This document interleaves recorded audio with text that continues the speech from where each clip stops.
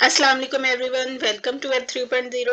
उम्मीद है आपको पिछले तमाम टॉपिक्स की समझ आई होगी, जिसमें एरेस, कंस्ट्रक्टर, मैपिंग, हमने बहुत सारे इंपॉर्टेंट टॉपिक्स को डिस्कस किया था जिनको आपको समझना बहुत ज़रूरी है, क्योंकि आगे हम जितने भी कॉन्ट्रैक्ट्स लिखेंगे उन सब में ये इनका बार बार यूज़ होगा। और अब हम जिस टॉपिक को डिस्कस करने लगे हैं वो एरर हैंडलिंग है। एरर हैंडलिंग के बगैर कोई भी स्मार्ट कॉन्ट्रैक्ट इनकम्प्लीट होता है। तो हम देख लेते हैं कि एरर हैंडलिंग होता क्या है। बेसिकली एरर हैंडलिंग हमारे कॉन्ट्रैक्ट की इनपुट कंडीशंस को चेक करता है, इसमें वैलिडेशंस को देखता है। जिस तरह आप एक एग्जांपल ले लें कि अगर आपके अकाउंट में 50 का बैलेंस है लेकिन आप सेंड कर रहे हैं 51 या 52, तो वो क्या सेंड करेगा, क्या उसको ये सेंड करना चाहिए। तो इस तरह की जो इनपुट कंडीशंस हैं ये चेक करने के लिए क्या वाकई सेंडर के अकाउंट में बैलेंस मौजूद है जो वो सेंड कर रहा है, इन सब कंडीशंस को हमारे एरर हैंडलिंग चेक करेगी और वैलिड करेगी। अगर फंक्शन वैलिड है तो अमाउंट सेंड होगी, अगर नहीं तो फिर अमाउंट सेंड ना हो, वो फंक्शन को रोक ले, एग्जीक्यूट ना होने दे। तो ये सब हम एरर हैंडलिंग से ही करते हैं। जैसे आप एग्जांपल ले लें कि अगर हमने एक कोई फंक्शन बनाया है और उसको पब्लिक कर दिया है, तो कोई भी बाहर से आके जो इस फंक्शन को एग्जीक्यूट करना चाहता है और उसके अकाउंट में बैलेंस नहीं है, बैलेंस जीरो है उसके पास, और वो ट्रांजैक्शन कर रहा है माइनस में, यानी कि वो माइनस में बैलेंस भेज रहा है, -10 या -2 या -50 समथिंग कुछ भी वो भेज रहा है, तो क्या वो सेंड होना चाहिए, हालांकि उसके पास तो जीरो बैलेंस है। तो इस तरह की कंडीशंस को चेक करता है एरर हैंडलिंग, और वो स्कैमर से हमारे स्मार्ट कॉन्ट्रैक्ट को बचाता है। तो एरर हैंडलिंग के लिए हम असर्ट भी यूज़ करते हैं, रिक्वायर भी यूज़ करते हैं, लेकिन इस वक्त हम रिक्वायर का यूज़ करेंगे, इसको हम इम्प्लीमेंट करेंगे अपने कॉन्ट्रैक्ट में। तो अब हम जो कॉन्ट्रैक्ट बनाने लगे हैं वो हम एक बैंक का कॉन्ट्रैक्ट बनाएंगे। बैंक में आपको पता है कि सिंपल से 2-3 फंक्शन को हम डिस्कस कर लेते हैं कि बैंक में हम लोग डिपॉजिट करवा सकते हैं और ट्रांसफ़र करवा सकते हैं। इसके अलावा आपका जो बैलेंस है आप उसे चेक कर सकते हैं कि कितना बैलेंस पड़ा है हमारे एड्रेस के अगेंस्ट। तो ये सब चीज़ें हम बनाकर आज छोटे से कॉन्ट्रैक्ट में देखते हैं। तो सबसे पहले आपने पहली लाइन लिखनी है जो कि हर स्मार्ट कॉन्ट्रैक्ट में आप लिखते हैं। अब हम अपना कॉन्ट्रैक्ट का कीवर्ड लगाएंगे और हम अपने कॉन्ट्रैक्ट का नाम बैंक ही रख लेते हैं। ये हमारा जनरल सा स्ट्रक्चर बन गया है। तो सबसे पहले मैं इसमें मैपिंग को ऐड करूँगी। मैपिंग भी मैंने आपको बहुत डिटेल में बताया है कि मैपिंग से हम क्या करते हैं। मैपिंग बेसिकली आपका की वैल्यू पेयर में डाटा को स्टोर करती है। आप इसमें की को कुछ भी बना सकते हैं, यूनिट कर लें, बूलियन कर लें, या आपकी रिक्वायरमेंट के मुताबिक है। ज़रूरी नहीं कि सिर्फ एड्रेस और यूनिट ही लगेगा मैपिंग में। तो मुझे इस वक्त एड्रेस और यूनिट चाहिए की वैल्यू पेयर में, तो इसलिए मैंने ये लिखा है और इसका नाम मैं बैलेंस रख देती हूँ। बेसिकली यहाँ पे मैपिंग मैं इसलिए यूज़ कर रही हूँ कि मैपिंग इसमें हमारा बैलेंस दिखाएगी कि बैलेंस क्या है हमारे, यानी कि अगर मैं कोई एड्रेस अपने कॉन्ट्रैक्ट को कहती हूँ कि मुझे इस एड्रेस के अगेंस्ट एक अमाउंट दिखा दे, अमाउंट क्योंकि पॉजिटिव नंबर में होगी इसलिए मैंने यहाँ यूनिट लिखा है। तो मुझे किसी भी एड्रेस के अगेंस्ट अगर बैलेंस देखना है, अमाउंट देखनी है, तो मैं इसीलिए इसे की वैल्यू पेयर में स्टोर करवा रही हूँ। मैंने मैपिंग को इसलिए यूज़ किया है। उसके बाद हम फंक्शन बना लेते हैं। फंक्शन का नाम ऐड बैलेंस। ये फंक्शन करेगा ये कि ये हमारे अकाउंट में बैलेंस को ऐड करवाएगा, यानी कि अगर हम डिपॉजिट करना चाहते हैं अपने अकाउंट में तो इस फंक्शन के ज़रिए जब भी हम इस फंक्शन को एग्जीक्यूट करेंगे तो हमारे अकाउंट में बैलेंस डिपॉजिट हो जाएगा। इसका नाम आप ऐड बैलेंस रख लें, डिपॉजिट रख लें, कुछ भी आप रख लें। और इसे मैं आर्गुमेंट दे देती हूँ। आर्गुमेंट सिर्फ इसे हमने एक ही देना है जो कि है पॉजिटिव नंबर में आपने इसको अमाउंट देनी है। इसका नाम मैं ऐड ही रख लेती हूँ। ये ऐड हम पॉजिटिव नंबर में करवाएंगे, मतलब कि हम नंबर ऐड करवाएंगे कोई भी। इसे पब्लिक कर लेना है आपने। फिर रिटर्न ये हमें यूनिट करवाएगा। वैसे इसमें रिटर्न की ज़रूरत नहीं है, लेकिन मैं आपको बता देती हूँ कि मैंने इसे क्यों यूज़ किया है। उसके बाद आपको पता है कि जब हमने अपनी मैपिंग में बैलेंस को स्टोर करवाना होता है, बैलेंस को ऐड करवाना होता है, तो हम क्या यूज़ करते हैं। इसके बाद आपको पता है कि हमने अपनी मैपिंग में अगर कुछ स्टोर करवाना है, अपनी मैपिंग में डाटा को स्टोर करवाना है, तो हम मैपिंग को किस तरह यूज़ करते हैं। हम पहले मैपिंग का नाम कॉल कर लेंगे। मैपिंग का नाम है बैलेंस। उसके बाद स्क्वायर ब्रैकेट लगाएंगे और अपनी की लिखेंगे। हमारी की है एड्रेस है, तो एड्रेस की जगह मैं यहाँ पर लिख लूँगी msg.sender। आपको पता है कि msg.sender भी एक एड्रेस होता है, ये उसका एड्रेस होता है जो कि कोई फंक्शन को एग्जीक्यूट कर रहा होता है या कॉन्ट्रैक्ट को एग्जीक्यूट कर रहा होता है। इस वक्त ये मैंने फंक्शन में डिफाइन किया तो इसका मतलब है ये कि ये मेरे फंक्शन को एग्जीक्यूट करने वाले का एड्रेस है msg.sender। और ये फंक्शन हमारे लिए ये करेगा कि ये हमारे बैलेंस को ऐड करवाएगा किसमें, इसमें यूइंट में, इस एड्रेस के अगेंस्ट यहाँ पर हमारा बैलेंस ऐड हो जाएगा। और आर्गुमेंट में मैंने इसे अंडरस्कोर ऐड लिखा है तो मैं इसे यहाँ पर अंडरस्कोर ऐड ही लिखूंगी। तो प्लस और इक्वल लगाने का मतलब ये है कि जितना बैलेंस इसमें ऐड होता जाएगा वो इसमें प्लस होता जाएगा, इसलिए मैंने प्लस और इक्वल लगाया है।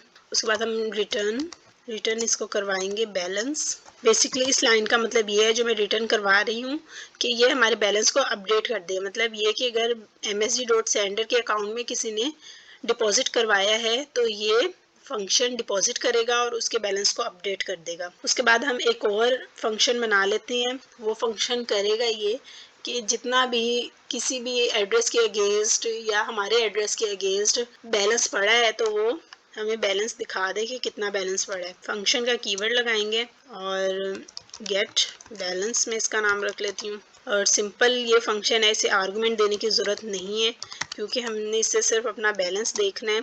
और इसे व्यू करवा देते हैं। व्यू आपको पता है कि क्यों यूज़ होता है, ये डाटा को रीड करता है, वेरिएबल्स को रीड करता है। मुझे अपना वेरिएबल मैपिंग यहाँ पर रीड करवाना है इसलिए मैंने व्यू लगाया।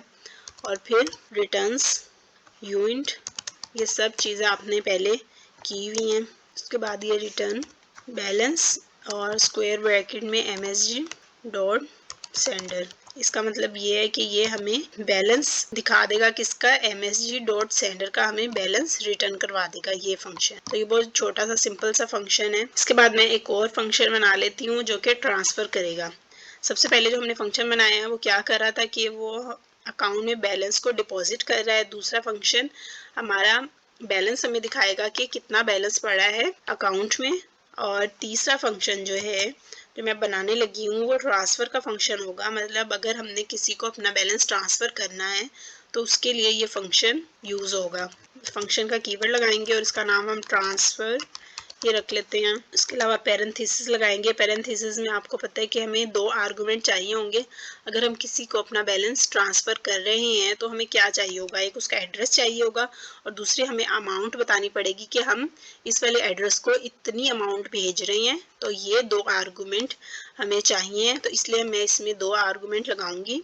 पहला है एड्रेस। एड्रेस आपको पता है कि उसे हमें जब भी आर्गुमेंट देते हैं तो हमें कीवर्ड लगाना ज़रूरी है, यानी कि डाटा टाइप हमें बतानी होती है। तो डाटा टाइप ये किसकी है, रेसिपेंट की। रेसिपेंट में यहाँ इसलिए लिख रही हूँ कि रेसिपेंट से हमें पता चल जाए कि ये वो अकाउंट है जिसको हम अपना बैलेंस भेज रहे हैं, जिसे हम अपनी अमाउंट ट्रांसफ़र कर रहे हैं। तो हम इस एड्रेस के अगेंस्ट, ये रेसिपेंट क्योंकि एक एड्रेस ही है और इसी के अगेंस्ट हमने अमाउंट भेजनी है, इसलिए मैंने इसकी डाटा टाइप एड्रेस लगाई। और दूसरी हमें क्या चाहिए, अमाउंट। दूसरा हमें आर्गुमेंट अमाउंट चाहिए और अमाउंट की डाटा टाइप भी मैंने यहाँ यूनिट बता दी है। तो ट्रांसफ़र फंक्शन को फ़िलहाल ये 2 ही आर्गुमेंट की ज़रूरत है जो मैंने इसे बता दी है। इसके बाद हम इसे पब्लिक कर देंगे और इसमें फ़िलहाल रिटर्न की कुछ ज़रूरत नहीं है तो इसलिए हमने इससे कुछ रिटर्न नहीं करवाया है, इसे सिर्फ पब्लिक कर दिया है। तो दूसरी जो हमने इसे चीज़ें बतानी है अपने फंक्शन को वो ये कि जब बैलेंस, ये मैं आपको पहले लिख लेती हूँ फिर मैं आपको बताती हूँ कि मैंने क्या किया है। ये जो मैंने लाइन लिखी है मैं आपको इसका मतलब बता देती हूँ कि balance msg.sender minus equal to amount. यानी कि जब हम अपना ट्रांसफ़र का फंक्शन चला रहे हैं, हम किसी को किसी एड्रेस को अमाउंट सेंड कर रहे हैं, तो यानी कि फंक्शन जो इस वक्त रन कर रहा है वो कौन है, वो msg.sender है। वो अपने अकाउंट से अमाउंट भेज रहा है तो उसके अमाउंट में से इसको डिडक्ट होना चाहिए, यानी कि जो बैलेंस हमने भेज दिया वो हमारी अमाउंट में से डिडक्ट हो जाए, msg.sender में से डिडक्ट हो जाए और वो रेसिपेंट के पास चले जाए। तो उसके लिए हमने एक और लाइन लिखनी है, बैलेंस स्क्वायर ब्रैकेट लगाएंगे और रेसिपेंट इसमें लिख देंगे और रेसिपेंट के साथ हमने प्लस इक्वल टू अमाउंट लिखना है क्योंकि बैलेंस हमारे पास से डिडक्ट होकर किसके पास चले जाए, रेसिपेंट का वो बैलेंस प्लस हो जाए उसमें जाकर। ठीक है, तो ये 2 लाइनें आपको समझ आई होंगी कि हमारे पास से अमाउंट माइनस हो जाए और रेसिपेंट के पास जाके प्लस हो जाए। ये बिल्कुल सिंपल लाइंस हैं।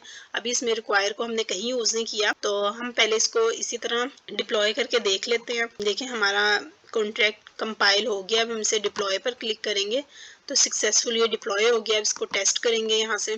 टेस्ट में आप देखें कि मैं पहले आपको दिखा देती हूँ कि मैंने कौन से अकाउंट से, मैंने पहले अकाउंट से इसको डिप्लॉय किया है। तो जिस अकाउंट से मैंने डिप्लॉय किया है मैं उसका गेट बैलेंस देख लेती हूँ तो कितना बैलेंस है। अभी ये 0 शो कर रहा है क्योंकि मैंने इसमें कुछ बैलेंस ऐड ही नहीं करवाया है, इसमें कुछ डिपॉजिट ही नहीं करवाया है, इसलिए इसका बैलेंस 0 है। तो इसमें मैं अगर डिपॉजिट करवा लूँ, एग्जाम्पल ले लेते हैं कि मैं इसमें 100 डिपॉजिट करवा रही हूँ ऐड बैलेंस, तो अब मैं इसका अगर बैलेंस देखना चाहूँ तो कितना है, इसमें 100 का बैलेंस आ गया है। तो इस तरह ये काम करता है। आप यहाँ से कोई भी एड्रेस ले लें, उसमें डिपॉजिट करवा दें तो ये डिपॉजिट हो जाएगा।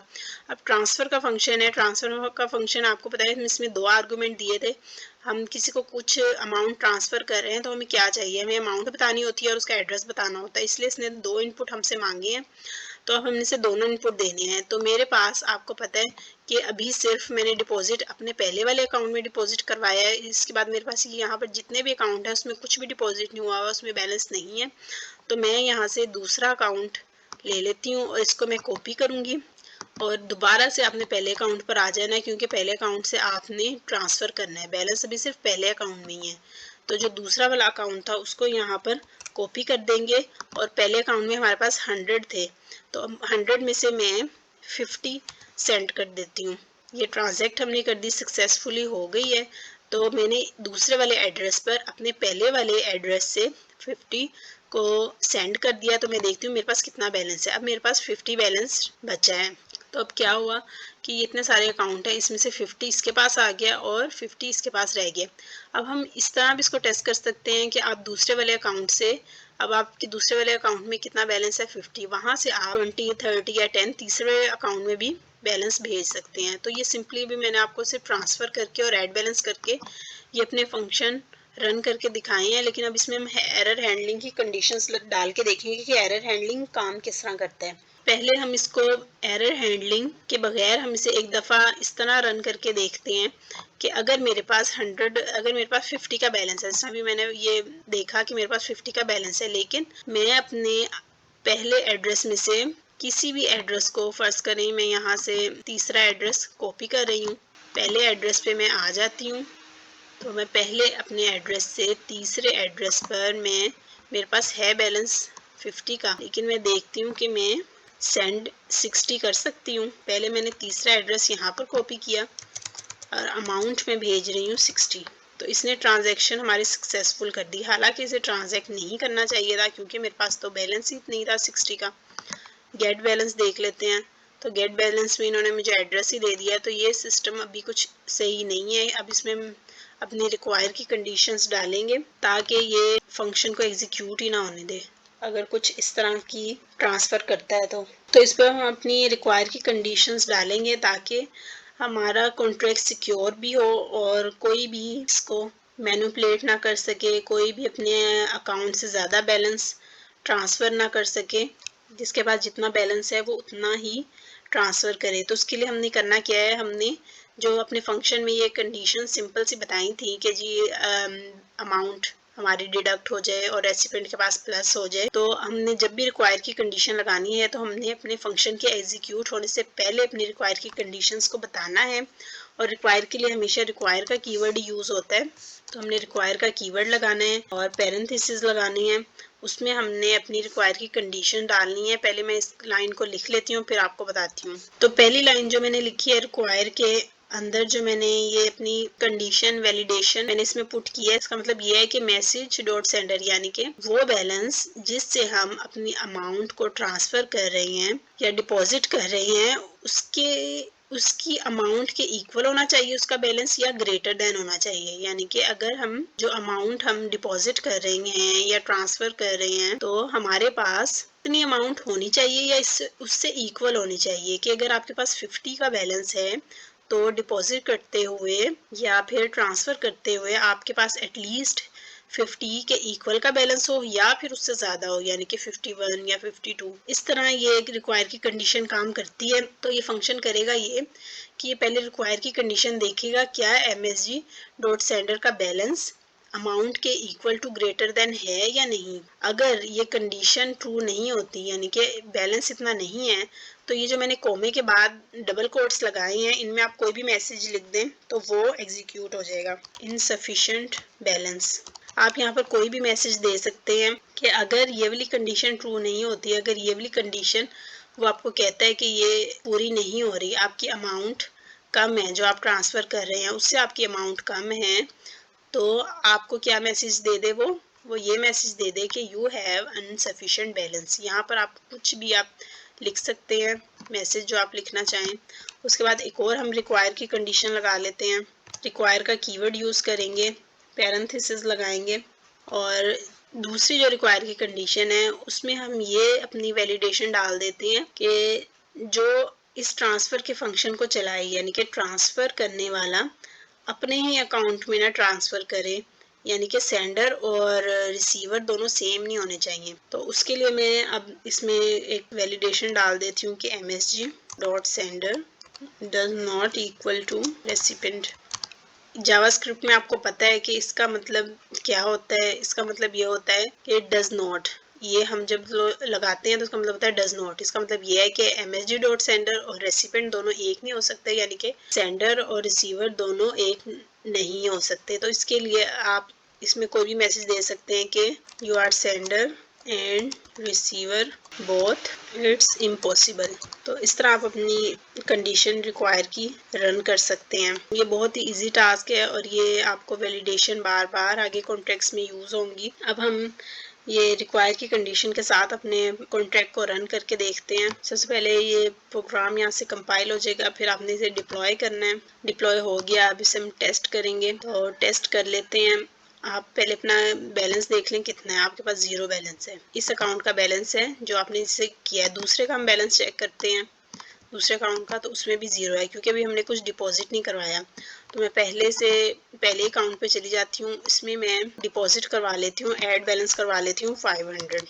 ठीक है, ये ऐड बैलेंस हमने करवाया। तो अब हम बैलेंस को ऐड करवाने के बाद अपना बैलेंस चेक कर लेते हैं। अब आपके पास 500 आ गए, तो मैं रिक्वायर की कंडीशन चेक करने के लिए मैं ये देखती हूँ कि क्या मैं 500 में से 501 या 502 यानी कि अपनी अमाउंट से ज़्यादा मैं ट्रांसफ़र कर सकती हूँ या नहीं। तो मैं रिक्वायर की कंडीशन चेक करने के लिए मैं पहले दूसरा अकाउंट सिलेक्ट करती हूँ, इसे मैंने कॉपी किया और फिर मैं दोबारा से पहले अकाउंट पर आ गई। मैंने पहले अकाउंट से ही ट्रांसफ़र का फंक्शन चलाना है इसलिए। तो ये दूसरा अकाउंट जो मैंने कॉपी किया था इसे यहाँ पेस्ट कर देंगे और अब मैं 500 में से 501 में ट्रांसफ़र कर रही हूँ। तो हम देखते हैं कि ये ट्रांसफ़र होता है कि नहीं। ये हमारे पास क्रॉस आ गया और इसने हमें एरर दे दी और इसने हमें क्या आगे दिखाया, हमें मैसेज क्या दे दिया कि इनसफिशिएंट बैलेंस। और जो हमारी ट्रांजैक्शन थी वो रिवर्ट होगी। रिवर्ट का मतलब ये होता है कि आपकी कोई गैस फी डिडक्ट नहीं हुई और आपका ये फंक्शन एग्जीक्यूट ही नहीं हुआ और साथ उसने हमें मैसेज रिटर्न करवा दिया कि इनसफिशिएंट बैलेंस। ये वही मैसेज है जो कि हमने अपने फंक्शन में यहाँ लिखा था कि इनसफिशिएंट बैलेंस। ये हमारी रिक्वायर की कंडीशन सक्सेसफुली वर्क की है। तो अब हम रिक्वायर की अपनी जो दूसरी कंडीशन है जिसमें हम ये कह रहे हैं कि सेंडर रिसीवर के इक्वल नहीं होना चाहिए, हम इसको टेस्ट कर लेते हैं। तो हमने देखना ये है कि हमने पहले अकाउंट से 500 को डिपॉजिट किया पहले अकाउंट में। अब इसी को हम कॉपी कर लेते हैं, तो इसी एड्रेस पर हम ट्रांसफ़र करना चाहते हैं तो हम यहाँ पर ये एड्रेस को पेस्ट कर लेंगे और ट्रांसफ़र में 2 आर्गूमेंट मांग रहा है, हमारे पास 500 का बैलेंस है तो मैं यहाँ पर 100 ट्रांसफ़र कर देती हूँ। तो अब आपने इसमें देखना ये है कि पहली वैलिडेशन तो सही होगी कि हमारे पास बैलेंस था अमाउंट से ज़्यादा, और दूसरी फॉल्स हो गई क्योंकि हम सेंडर को ही रिसिपिएंट बनाकर उसी पर सेंड कर रहे थे, तो दूसरी कंडीशन फेल हो गई। तो हम ये देखते हैं कि उसने हमें एक मैसेज दे दिया कि you sender and receiver both it's impossible. तो हमारी रिक्वायर की दूसरी कंडीशन चल गई। इसने इनपुट को चेक किया और फिर ये कंडीशन चला दी और फिर ये फंक्शन को एग्जीक्यूट नहीं होने दिया। तो आपको ये पता चला कि एरर हैंडलिंग किस तरह काम करता है, रिक्वायर की कंडीशन क्या करती है। आप इसकी प्रैक्टिस करें ताकि आपके कॉन्सेप्ट्स क्लियर हो जाएं।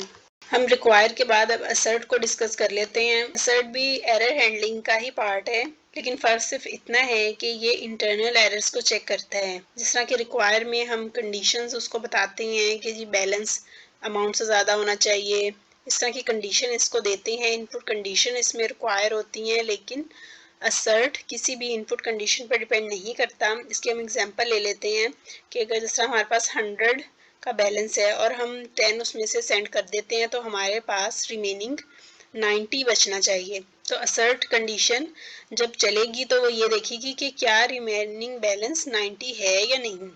तो वो इस तरह की कंडीशंस को चेक करती है, इसलिए हम असर्ट को कहते हैं कि इंटरनल एरर्स को चेक करता है और ये इनपुट्स पर डिपेंड नहीं करता। जिस तरह के इनपुट्स पर रिक्वायर डिपेंड करता है, रिक्वायर को हमें इनपुट देना होता है, तो हम इसी ट्रांसफर के फंक्शन में अपनी असर्ट को टेस्ट कर लेते हैं। तो असर्ट के लिए मैं सबसे पहले क्या करूंगी कि एक वेरिएबल बना लेते हैं। वेरिएबल में बैलेंस के लिए बना रही हूँ, तो बैलेंस के लिए जाहिर सी बात आपको यूनिट बताना पड़ेगा और इसका नाम वेरिएबल का मैं रख देती हूँ प्रीवियस बैलेंस ऑफ सेंडर। ये मैंने थोड़ा शॉर्ट में लिखा है ताकि ज़्यादा लेंथी ना हो जाए। और इज इक्वल टू बैलेंस, ये मैं पूरा कंप्लीट कर लूँ फिर मैं आपको बताती हूँ कि इसका क्या मकसद है। ये जो लाइन मैंने इन दोनों कंडीशन से पहले लिखी है, यानी कि मैसेज डॉट सेंडर का जो बैलेंस है वो अमाउंट से डिडक्ट होकर रिसिपेंट में ऐड हो जाए, ये मैंने इससे पहले इसलिए लिखी है कि मैंने जो msg डॉट सेंडर का बैलेंस है उसे एक वेरिएबल में सेव करवा दिया, एक वेरिएबल में स्टोर करवाया और उस वेरिएबल का नाम प्रीवियस बैलेंस ऑफ सेंडर रख दिया। जो हमारे msg डॉट सेंडर है उसका ट्रांसफर फंक्शन चलाने से पहले जो बैलेंस था उसे मैंने इस वेरिएबल में स्टोर करवा दिया जिसका नाम मैंने प्रीवियस बैलेंस सेंडर रखा है। तो इस वेरिएबल को मैं स्टोर करवाने के बाद मैं असर्ट की कंडीशन लगाऊंगी और फ़र्क कितना है कि रिक्वायर की कंडीशन हम फंक्शन के रन होने से पहले लगाते हैं ताकि हमारी वो वैलिडेशन चेक करे और फिर फंक्शन को रन करे, लेकिन असर्ट को हम हमेशा फंक्शन के एंड पे लगाते हैं। जब ट्रांसफ़र का फंक्शन चल जाए उसके बाद जो अगर कोई इंटरनल एरर है तो उसको असर्ट चेक करेगा, तो इसलिए इसे हम हमेशा फंक्शन के एंड पर लगाएंगे। तो असर्ट के लिए भी असर्ट का ही कीवर्ड यूज़ होता है, जिस तरह फंक्शन के लिए फंक्शन का, रिक्वायर के लिए रिक्वायर का, तो असर्ट के लिए असर्ट का कीवर्ड यूज़ होगा। और इसमें भी आपने पैरेंथेसिस लगाने हैं असर्ट के बाद, और इसके अंदर मैं बता देती हूँ कि हमें क्या चाहिए। पहले हमने लिखना है बैलेंस, पहले मैं लिख लेती हूँ फिर मैं आपको डिस्क्राइब कर दूंगी। तो असर्ट में मैंने सिंपली सिर्फ ये डिफाइन किया है कि हमारे पास जो प्रीवियस बैलेंस सेंडर था, यानी कि जिसे मैंने इसमें सेव करवाया था msg डॉट सेंडर के वेरिएबल बनाकर उसे इस वेरिएबल में स्टोर करवाया था, तो मैं ये कह रही हूँ कि उसमें से जब ये ट्रांसफ़र का फंक्शन चल जाए तो उसमें से अमाउंट डिडक्ट हो जाए और नया बैलेंस उसका अपडेट हो जाए। यानी कि अगर मैंने 100 में से 10 को ट्रांसफ़र कर दिया है तो 90 बचे हैं हमारे पास, तो वो 90 बैलेंस रिमेनिंग होना चाहिए। इसलिए ये असर्ट की कंडीशन चलेगी जब ये ट्रांसफ़र का फंक्शन एग्जीक्यूट हो जाएगा, उसके बाद एंड में चलेगी, इसलिए हमने असर्ट को एंड में अपने बताया है। असर्ट बेसिकली ये इस तरह काम करता है कि आपको इसको इनपुट नहीं देना पड़ता। जैसे रिक्वायर में आपने इनपुट दिया है कि हमारे पास सेंडर रेसिपेंट की इक्वल नहीं होना चाहिए, बैलेंस जो है अमाउंट से ज़्यादा होना चाहिए, इस तरह के आप इसको इनपुट्स नहीं दे सकते। और यही फ़र्क है रिक्वायर में और असर्ट में। असर्ट इंटरनल एरर्स को चेक करता है और इसे हम आगे भी जो कॉन्ट्रैक्ट्स में यूज़ करेंगे तो सिक्योरिटी पर्पस के लिए यूज़ करेंगे। ये इंटरनल एरर्स को चेक करता है और ये इनपुट्स पर डिपेंड नहीं करता, जिस तरह कि रिक्वायर इनपुट पर डिपेंड करता है। तो अब हम इसको अपने कॉन्ट्रैक्ट को डिप्लॉय करके देख लेते हैं। पहले से जो डिप्लॉय हुआ है उसे मैं डिलीट कर देती हूँ और हम इसे दोबारा डिप्लॉय करेंगे। ये डिप्लॉय हो गया, अब इसको टेस्ट कर लेते हैं। तो सबसे पहले जो है हम देखते हैं क्या हमारे पास बैलेंस है। हमारे पास इस वक्त कोई बैलेंस नहीं है क्योंकि हमने कोई बैलेंस ऐड ही नहीं करवाया। तो पहला जो हमारे पास अकाउंट है उसमें मैं डिपॉजिट करवा लेती हूँ 100 का बैलेंस ऐड करवा देते हैं। तो हम चेक करेंगे तो हमारे पास 100 का बैलेंस आ गया। तो अब इस 100 के बैलेंस को मैं दूसरे अकाउंट पर अगर ट्रांसफ़र करती हूँ, ये दूसरा अकाउंट मैंने सिलेक्ट किया और यहाँ से इसका एड्रेस कॉपी किया और दोबारा से मैं फ़र्स्ट अकाउंट पर आ गई, इसलिए क्योंकि मैंने फ़र्स्ट अकाउंट से ही ट्रांसफ़र का फंक्शन चलाना है। तो दूसरे अकाउंट को हम यहाँ पेस्ट कर लेंगे और 100 में से 10 को मैं ट्रांसफ़र कर रही हूँ। ये हमारा ट्रांसफ़र हो गया है। तो हम रिमेनिंग बैलेंस देखते हैं कि क्या है।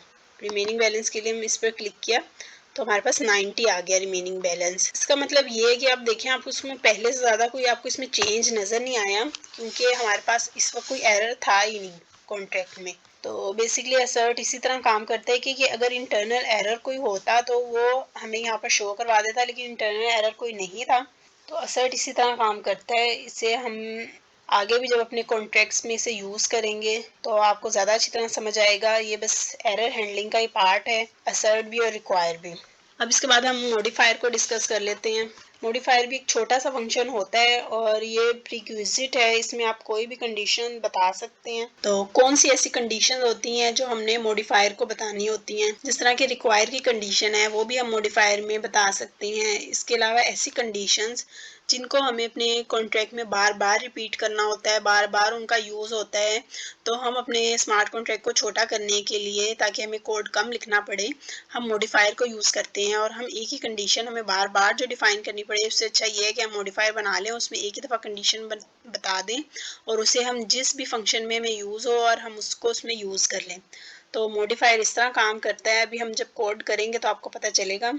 अब जिस तरह आपको ट्रांसफ़र के फंक्शन में ये कुछ कंडीशंस दिखाई दे रही है, रिक्वायर की कंडीशन है कि बैलेंस अमाउंट से ज़्यादा होना चाहिए या सेंडर रिसिपेंट के इक्वल नहीं होना चाहिए। ये इस तरह की कंडीशन है जिनका बार बार हमें यूज़ नहीं करना होता। तो ऐसी कंडीशन को हम मॉडिफायर में नहीं यूज़ करते। हम मॉडिफायर में ऐसी कंडीशन यूज़ करेंगे जो हमें बार बार रिक्वायर्ड होती हैं। जिस तरह कि आप एक एग्जांपल ले लें कि अगर हम चाहते हैं कि हमारा ट्रांसफ़र का फंक्शन सिर्फ ओनर चलाए, सिर्फ ओनर ही चला सके, इसे और कोई रन ना करे, उसके लिए हम मॉडिफायर यूज़ करेंगे। जिस तरह डिपॉजिट का फंक्शन है, डिपॉजिट का फंक्शन आप ये चाहते हैं कि आपके अकाउंट में कोई भी डिपॉजिट कर दे, तो हम इसमें इस तरह की कंडीशन नहीं लगाएंगे कि ये सिर्फ ओनर ही चलाए। लेकिन हम ट्रांसफ़र में ऐसी कोई कंडीशन लगा देते हैं कि हमारा अकाउंट में से ट्रांसफ़र का फंक्शन सिर्फ वही रन करे जो कि ओनर है। या फिर हम कोई इस तरह का फंक्शन बना लेते हैं कि अगर हमारे अकाउंट में से कोई विड्रॉ करना चाहता है, पूरी अमाउंट विड्रॉ करना चाहता है या कम अमाउंट भी विड्रॉ करना चाहता है, तो वो भी सिर्फ ओनर ही करे और कोई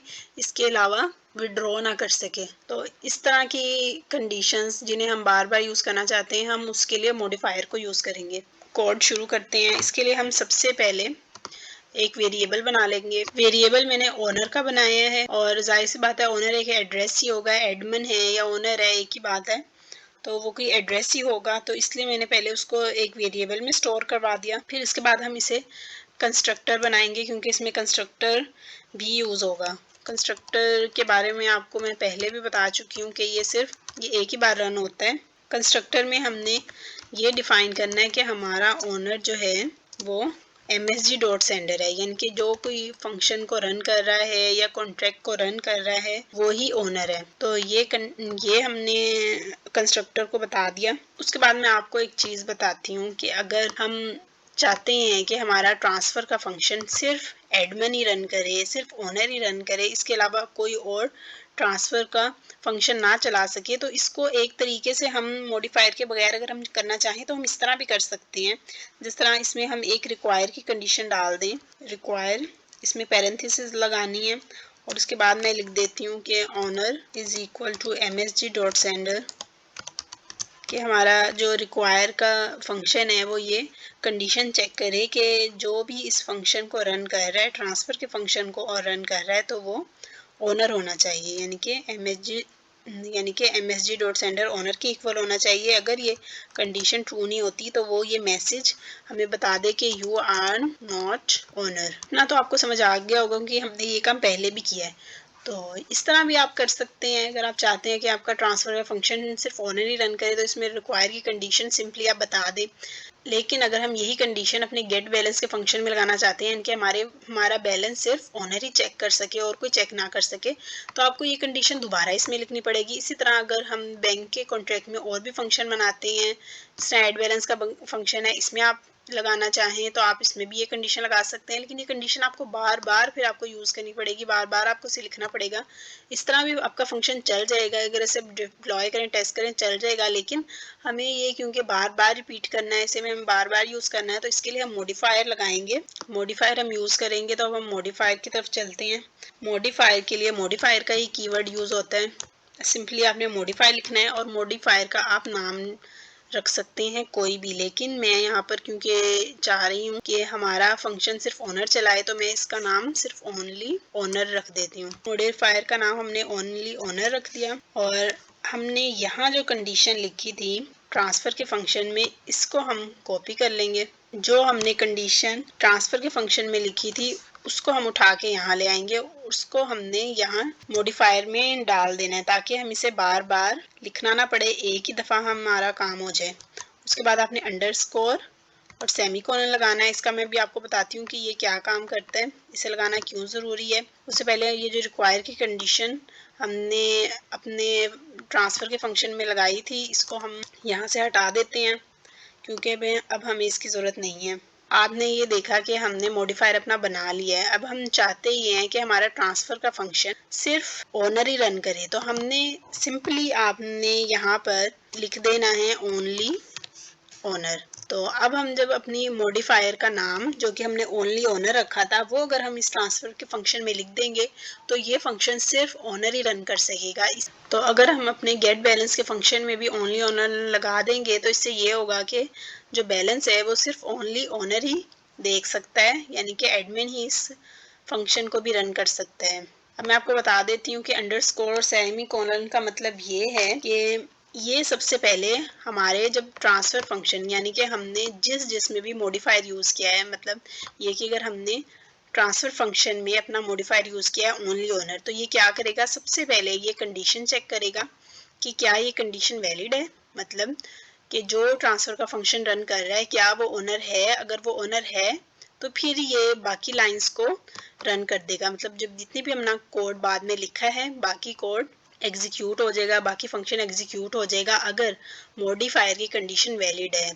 तो बेसिकली ये इसी तरह ही काम करता है अंडरस्कोर कॉलन। तो अब हम अपने कॉन्ट्रैक्ट को डिप्लॉय कर लेते हैं, टेस्ट करके देखते हैं कि मॉडिफायर का फंक्शन काम कर रहा है या नहीं। जो पहले से हमने डिप्लॉय किया है उसे मैं डिलीट कर देती हूँ, उसे दोबारा डिप्लॉय करते हैं और टेस्ट कर लेते हैं। अब मैं पहले देखती हूँ कि मेरा गेट बैलेंस क्या है। मेरा गेट बैलेंस इस वक्त मुझे बैलेंस 0 दिखा रहा है क्योंकि मैंने कोई डिपॉजिट नहीं करवाया। पहला जो अकाउंट है ना मैं इसमें डिपॉजिट करवा लेती हूँ। लेट्स सपोज 200, तो इसमें डिपॉजिट 200 का बैलेंस हो गया। आप ये देखें कि जो हमारा डिपॉजिट का फंक्शन था यानी कि ऐड बैलेंस का जो फंक्शन था, जो बैलेंस ऐड करवा रहा है उसे हमने ओनली ओनर नहीं किया, यानी कि इस फंक्शन को कोई भी एग्जीक्यूट कर सकता है, कोई भी बाहर से आए ये फंक्शन चला सकता है, मतलब डिपॉजिट करवा सकता है हमारे अकाउंट में, लेकिन हमारा बैलेंस नहीं देख सकता, वो सिर्फ ओनर देखेगा। और ट्रांसफ़र नहीं कर सकता, वो भी सिर्फ ओनली ओनर देखेगा क्योंकि हमने इन दोनों में मॉडिफायर लगा दिया। तो हमने मॉडिफायर को टेस्ट करना है। अब हम देखते ये हैं कि क्या ट्रांसफ़र का फंक्शन ओनर के अलावा कोई और चला सकता है। मैंने जिस एड्रेस से इस कॉन्ट्रैक्ट को डिप्लॉय किया है वो पहला एड्रेस है। मैं दूसरा एड्रेस ले लेती हूँ। दूसरा एड्रेस मैंने कॉपी किया, यहाँ पेस्ट किया दूसरा एड्रेस, और लेट्स सपोज मैं 100 बैलेंस भेज रही हूँ, लेकिन अभी क्योंकि यहाँ पर दूसरा अकाउंट मैंने वहाँ पर कॉपी कर दिया है, यानी कि मैं दूसरे अकाउंट को बैलेंस भेज रही हूँ। कौन से अकाउंट से, यहाँ से मैं तीसरा अकाउंट सिलेक्ट कर लेती हूँ, ठीक है ना।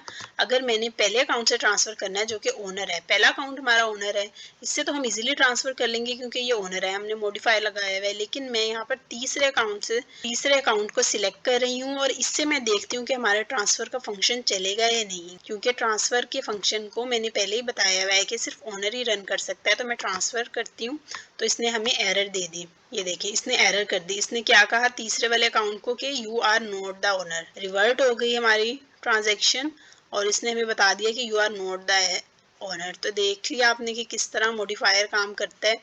इसी तरह गेट बैलेंस का फंक्शन अगर मैं टेस्ट करूँ यहाँ पर, तो इसने हमें दोबारा फिर एरर दे दी क्योंकि इस वक्त मैंने अपना अकाउंट का जो तीसरा अकाउंट है वो यहाँ पर एक्टिव किया हुआ है और इसी तीसरे अकाउंट से मैं अपना बैलेंस देखना चाह रही हूँ, तो जो कि बार बार यहाँ पर हमें एरर दे रहा है। ये देखें यहाँ पे एरर आ गई और ये हमें बार बार यही बता रहा है कि आप you are not the owner. तो इस तरह मॉडिफायर काम करता है।